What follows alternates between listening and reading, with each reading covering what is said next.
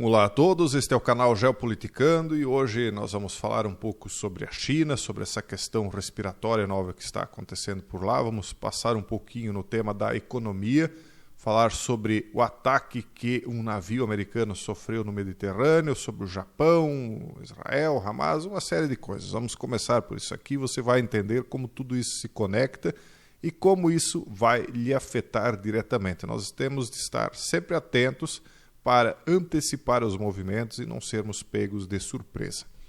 Então aqui a matéria diz o seguinte: China afirma que vários patógenos estão por trás do aumento dos problemas de respiração. Você sabe que a gente altera um pouquinho as palavras aí, né, para não dar problema. Então o flagelo respiratório é uma das principais causas do aumento de casos. O país deve garantir o fornecimento das curas e abrir mais áreas para tratamento nessa situação. É ou não é uma sensação de déjà vu? Eu tenho comentado, inclusive, lá no canal Revelar isso. Parece que nós estamos vendo a mesma coisa que aconteceu lá no finalzinho de 2019 se repetindo. Lá em 2019, quando as pessoas não imaginavam o que iria acontecer, que a gente já estava adiantando para todos a mesma situação que nós estamos fazendo agora. E lá na comunidade fechada, inclusive, nós adiantamos já em 2018 o cenário de 2020. E agora a impressão que se tem é que tudo está se repetindo, pessoal. E as pessoas não estão dando a devida importância, mais uma vez. Até porque foram dados tantos alarmes falsos por parte da Organização Global de Saúde que, ao final de contas, as pessoas já nem se preocupam mais, já estão complacentes com isso, né? E isso, pessoal, se vier, eu não preciso nem dizer, né, que vai ser ainda mais desastroso do que foi em 2020, porque, primeiro, que supostamente as pessoas estariam mais adestradas para dançar conforme a música. Segundo, a economia mundial, as convulsões sociais e políticas já estão à flor da pele por conta do que aconteceu desde lá. Então as coisas não se normalizaram ainda. E por último, né, porque isso impactaria realmente na saúde das pessoas, até por conta de certas imposições aí que vocês sabem muito bem quais são. E aí nós vemos que a economia dos Estados Unidos, que hoje é o motor do mundo, a da China também é muito importante, mas a economia do Brasil, segundo essa matéria aqui, pode estar pior do que parece, segundo o alerta... caramba, o que mudou aqui? Pode estar pior do que parece, segundo o alerta Macquarie, né? Então, apesar do otimismo de que a economia americana conseguirá evitar uma recessão e fazer um pouso suave, o que eu não acredito, né? Isso é um otimismo. Eu não sou otimista e nem pessimista, eu sou realista. Eu olho as coisas com o máximo de lupa da verdade que eu posso, né? Mas, apesar desse otimismo das pessoas que gostam de ver o mundo cor-de-rosa, né? Muitos analistas veem sinais de que a situação é mais grave do que os indicadores econômicos sugerem. Óbvio que é. Inclusive eu fiz um vídeo aqui chamado Quebradeira ou algo parecido, onde eu li os comentários de vocês. O Brasil ele está vivendo uma situação muito parecida com a dos Estados Unidos, guardadas nossas proporções, né? Nós somos mais pobres que eles lá, mas o cenário é quase igual, né? Os imóveis altíssimos, aluguéis caros, o preço dos alimentos subindo, a inflação, tentativa de controle através de subida exacerbada de juros. É um cenário muito parecido. E o momento do ciclo econômico deles lá coincide com o nosso também. Então, nesse sentido, chama a atenção o estudo publicado essa semana pela Macquarie, que aponta para um indicador preocupante, que não emitiu um alerta tão forte desde antes da crise de 2008. Trata-se da diferença entre o crescimento do PIB e do rendimento interno bruto. O estudo destaca que o PIB cresceu 5,2%, né, no terceiro semestre, mas o rendimento interno bruto não acompanhou esse ritmo, de modo que a diferença entre os dois indicadores é a maior desde 2007. E tem mais um detalhe. O que as pessoas esquecem quando elas olham, o PIB cresceu, não é só o rendimento, que não está tão alto, o rendimento interno bruto, mas o rendimento individual de cada pessoa. A queda da poupança das famílias está acentuada. As pessoas estão cada vez mais endividadas, com mais... Vocês viram nos comentários que vocês mesmos trouxeram, né? Os testemunhos uns dos outros.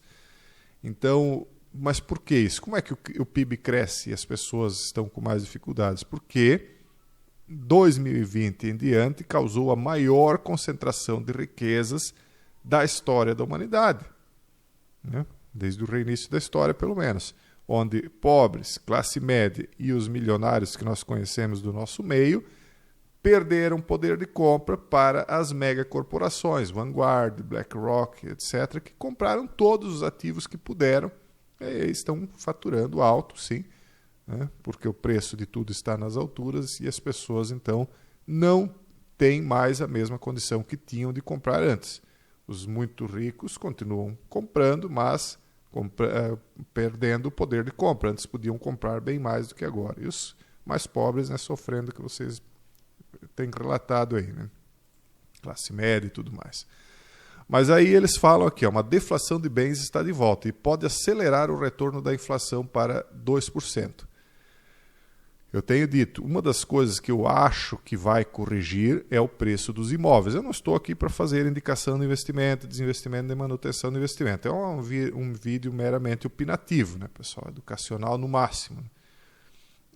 Mas o preço dos imóveis está absurdamente alto. Pessoas da classe média hoje têm dificuldade de comprar um imóvel decente. Vão lá e compram caixinhas de fósforo porque o valor está absurdamente alto. Então, se não houver uma correção dos ativos que só estão subindo de preço porque uma camada muito pequena da população, e bom para eles, não estou criticando, mas só uma camada muito pequena da população está com poder de compra e aí está mantendo principalmente a compra de imóveis de alto padrão, eu atribuo muito disso ao agronegócio, pessoas da plantação de soja e gado e tal, estão desaguando dinheiro em imóveis de alto padrão porque eles já não sabem onde colocar o dinheiro, eles não conseguem mais comprar imóveis rurais porque os vizinhos são tão ricos quanto ou mais, e aí nós vemos a manutenção do valor dos imóveis nas alturas. Mas quando eles se tocarem de que eles não podem vender esses imóveis porque não há condições de pessoas normais comprar, os preços vão cair, e caindo os de alto padrão, caem os de médio e de baixo padrão também. Então essa deflação, quer dizer, a caída de preços, está de volta. Inclusive, na questão de automóveis, é evidente, né, que é algo aí muito mais palpável, né, que todo mundo está percebendo que o preço dos automóveis usados, principalmente, estão caindo.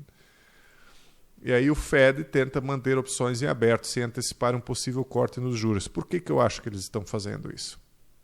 Porque eles estão deixando, me desculpe a palavra, pode ser que o bobo sou eu, né? Mas eles estão deixando os bobos acreditarem que vem aí um pouso suave, que o mercado vai continuar subindo, e aí eles não vão dizer, olha, nós vamos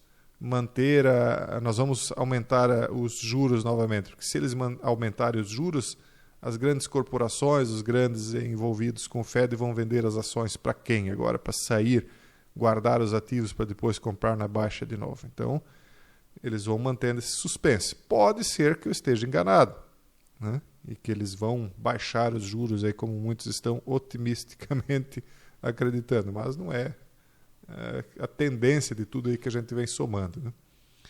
E aí, outras situações, por exemplo, isso aqui, ó. Os Estados Unidos sendo atacado lá no Mar Vermelho por aliados do Hamas. Quem é que podia imaginar que alguém ousaria atacar os Estados Unidos? Por quê? Porque os Estados Unidos parecem estar cada vez mais enfraquecidos, né? Estão, na verdade, não por conta de não terem poderio, mas por conta de uma liderança fraca, que parece até que quer demonstrar a fraqueza.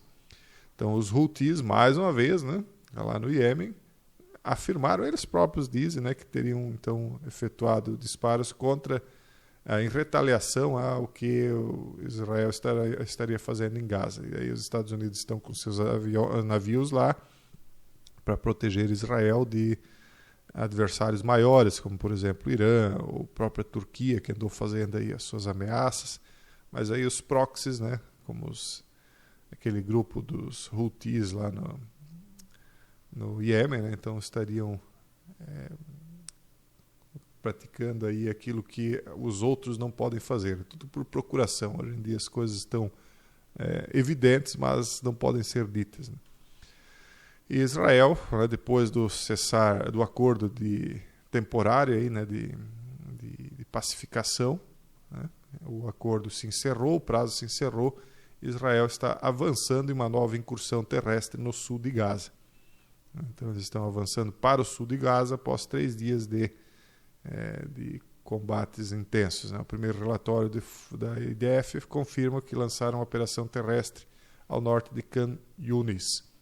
Então talvez a situação aí vá se alastrar por mais tempo. Eles estão falando aí em pelo menos 2 meses ainda. Pode ser que isso vá terminar antes ou se alastrar, mas eles falam em 2 meses, né, pelo menos.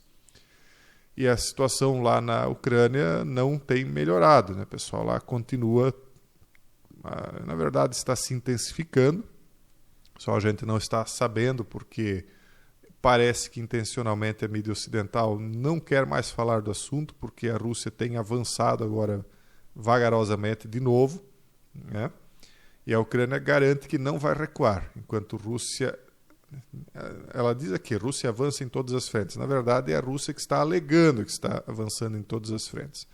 Mas, pelo pouco que a gente tem percebido, realmente a Rússia tem ganhado mais terrenos ultimamente. Tem de esperar agora 1 semana ou 2 para ter certeza disso, mas parece que a Ucrânia está sendo deixada de lado, né, pelo Ocidente. Eles não querem mais nem falar muito do assunto porque a Rússia começou a virar, ou melhor, desempatar o jogo, né? Porque até agora tinha ficado empatado aí por muito tempo.